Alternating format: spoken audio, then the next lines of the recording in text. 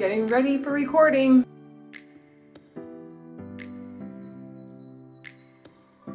I'm gonna need an extra cup of coffee for today's videos.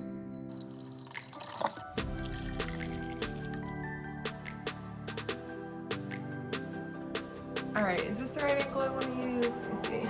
This should be good. All right, now I'm ready. Let's do this.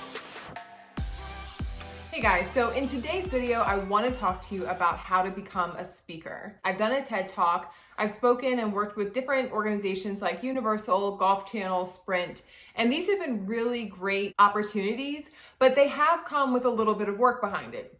Of course. So I want to give you 4 tips that are going to help you to get on the road to being a paid speaker. All right, so first and foremost, if you are starting from ground zero, the number one thing that you need to do is network. Networking in your own community is going to help you so much. It is going to help you to get your name out there and to build your platform. Networking is a huge part of any entrepreneur's journey, but it's especially important if you want to be a speaker because the way that you're going to find out about speaking opportunities is through your network. Even speakers who have been speaking for 20, 30 years, they probably have about 80 to 90% referral rate, which means that somebody has given their name to a meeting organizer. But guess what? That somebody is within their network. So whether you're just starting out or if you're a seasoned speaker, you're going to find that a lot of opportunities come from who you know. So again, if you're just starting off and maybe you feel like, Karen, I don't know anyone. That's okay, neither did I when I started off. The first place that I got connected, local associations. There are associations that are tied to your niche, whatever that may be. When I first started off, I thought I was going to speak solely in corporate America. So I knew that my target audience, where I needed to get plugged in, was going to be through HR professionals and meeting planners. And also, if you don't know this about me yet, my background is in HR. I actually worked in human resources and talent acquisition for many years before becoming an entrepreneur. So I would go to the local SHRM meetings, or I would go to the local diversity and inclusion meeting. These were specialties that were connected to the message that I was trying to bring to organizations. So it made sense that I got plugged into those networks. For you, it may be different. If you are on the fitness track, if you are on the baby or the motherhood track, these different areas are going to speak to the kind of associations that you should be looking for within your local community. That's where you need to get plugged in first. And by the way, when you're getting connected with these groups, you're not jumping in as a speaker right away. If you're just starting out, then you need to be jumping in to build relationships. You're going to find out who's in the room, what they need, and how you can serve them before you even give a talk. Think about it. If somebody knocks on your door and they say, hey, I want to sell you this product, you're going to be a little weary, aren't you? You don't even know who this stranger is. But if your friend comes to the door and says, hey, Karen, I have this really great product and I want to tell you more about it, you're going to invite them in. Those are the kind of relationships that you want to build because then they're going to see you as a trusted expert in your area and they're going to be more inclined to think about you the next time they're looking for a speaker. So another tip, if you're just starting out as a speaker, is instead of waiting for opportunities to come to you, create your own opportunity. Now you may wonder, okay, well, what do you mean by that, Karen? Like, how am I creating my own opportunities? Host an event. And it doesn't take a lot of money. It doesn't take a lot of time because now the internet makes it that much easier for you to create an online event where you can share your message, practice your talk, and you can invite people into that experience. Honestly, I have gotten a ton of speaking requests because they found videos online, even old videos online, but they got a feel for who I was, what my message is, and they wanted to talk to me more about potentially being a speaker for their event. So creating online content is key, especially if you were starting off as a new speaker. If you don't want to put on an entire webinar or workshop, that's fine. All you have to do is start creating videos, just like this one. Post your content on YouTube, on your blog, send it out again to your email list, Share it with the world. Part of being a speaker is not just waiting for opportunities to come knocking at your door. You have to build your platform. And the way that you're doing that is through online content. If you're a speaker, then you're going to have to do some videos. That's the best way for people to get to know who you are and the message that you're passionate about. So can you commit to creating one video a month? If you're feeling ambitious, maybe you do one video a week. Share those on your social platforms. Put them on your website. Send them out to your friends. Get feedback. Ask them to share it. The point is, get out there. Another great way for you to build your business as a speaker is to be a guest on other people's podcasts. This is great for a couple of reasons. One, it helps you to practice your message. The more you tell your story, the more that you share the knowledge you have, you are going to get better at delivering that talk. But the other reason why this is such a gem of a tip is because the more that you speak on other people's platforms, the more your exposure is growing. Think about it.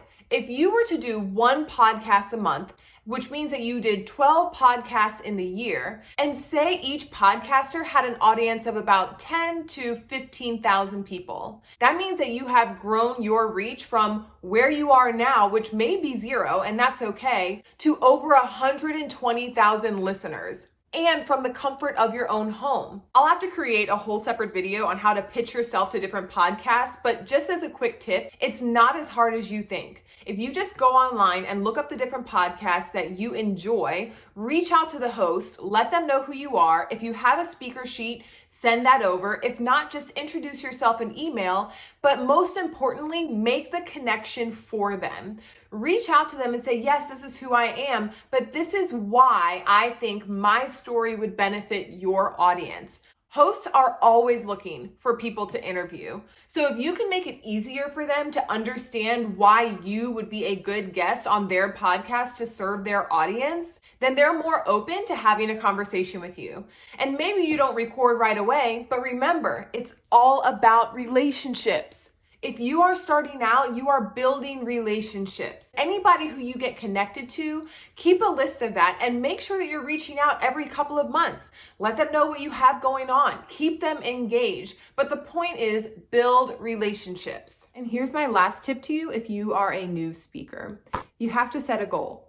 And the way that you can set that goal is by first asking yourself, is speaking going to be a primary part of my business? If so, then you need to set some aggressive goals because it's all about numbers. If it's not going to be a primary part of your business, if it's going to be more of a secondary part of your business, then you can set more moderate goals. Speaking used to be the number one thing that I wanted to do. I wanted to be on stages. I wanted to deliver workshops and trainings. I wanted to speak at retreats. I wanted to do it all. But I quickly realized that if I was going to make speaking my full-time job, that meant a lot of time away from home, which I was not willing to sacrifice because I have a little. And it also meant that I was going to be doing a lot of speaking unpaid until I got to the point where it was actually creating a living that would provide for my family. So now speaking is still a major part of my business, but it's not the primary focus. It really does help to build up the other parts of my business,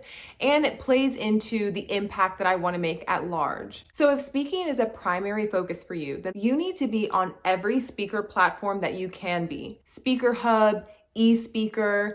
Now there are some free services that are out there, and then there are some paid services, but either way, you need to be on as many speaker platforms as possible. When you are on these platforms, then you have the opportunity to be seen as a speaker, so your profile is visible to potential clients, but you also get to apply for different events or conferences that are looking for speaker applications. And that's where you have to turn it up 5 notches. It's a numbers game. When I decided that I was going to be a speaker, this was my personal goal. And your goal can be different, but I'm just telling you what helped me ramp up really fast. I knew that I wanted to speak at least one event every single month. Some of these events were local, but some of them were out of state. The way that I found those events were, one, through my network, which we've already talked about, and the other way was through these online applications. Let me give you a little bit of perspective of why this is such a numbers game. I spent 3 months applying to speaking opportunities all over the place. Whether I found them on speaking platforms or I researched online, there's so many tips. I will do a whole video on how you can find speaking opportunities. But the point is, I was applying everywhere. And so I ended up applying for about 100 to 120 different events within the span of 90 days. That was setting me up for the next year's goal, which was to have at least one speaking opportunity every single month. I hit that goal. Very exciting. Make sure you celebrate your wins. When you set out to achieve a goal and you hit it, man, you need to celebrate. So I am very proud that I did that. So the biggest achievement and blessing that came out of that season of applying for over 100 different speaking engagements was the invitation that I received to speak at Inbound. When I got that opportunity, I looked online because I didn't really know what Inbound was. I had just been going through my list and applying for everything that I saw that was like within my niche. And so when I got that invitation, I went online to look at what Inbound was, and I found out that it is the largest marketing conference in the world. It has over 20,000 participants. They have really big names on the main stage, like the year that I was there, Brene Brown was speaking, Michelle Obama, Adam Grant. It was incredible. So you never know what opportunities you're gonna get, but I would say apply to as many as possible. Pay attention to the numbers. I had to apply to over 100 different events to be selected for 12. So whatever your goal is, multiply that by 10, because that's how you're going to increase your chances of hitting your goal. Now, some of those were not through the online submission. Some of those speaking opportunities came within my network, which is why networking is so big, guys. I really hope you hear me on this. Now, if speaking is not going to be a primary focus in your business, then it's okay for you to scale back and set a more moderate goal. Maybe instead of focusing on big platforms and big stages, even stages or events that are outside of your community, you just focus on your local market and podcasting. If you do that, you're still going to be doing a really great job of building your platform and getting your message out there. All right, I know I just dropped a lot of information on you. So if you have any questions, then please feel free to reach out, or the best way to do it is really just drop it in the comments below.